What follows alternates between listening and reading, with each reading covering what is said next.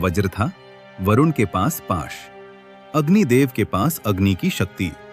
लेकिन उस दिन उनमें से कोई भी शक्ति पृथ्वी माता का दुख दूर नहीं कर सकती थी।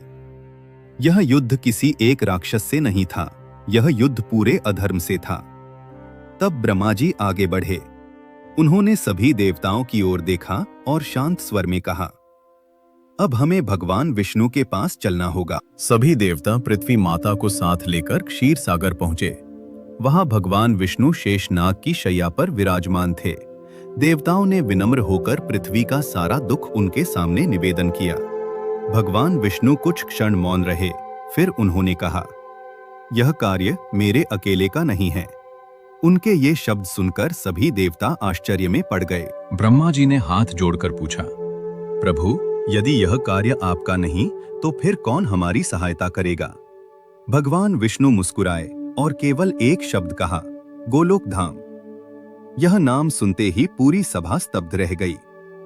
ब्रह्मा जी ने भी उस परमधाम का केवल नाम ही सुना था। उसका दर्शन आज तक किसी देवता ने नहीं किया था। और यहीं से आरंभ होने वाली थी एक ऐसी यात्रा जिसका वर्णन शब्दों में करना भी कठिन है। भगवान विष्णु आगे बढ़े और समस्त देवता उनके पीछे पीछे चल पड़े। वे लोकों के ऊपर, महालोकों के पार उस धाम की ओर बढ़ रहे थे जहां पहुंचने का सौभाग्य आज तक किसी देवता को प्राप्त नहीं हुआ था।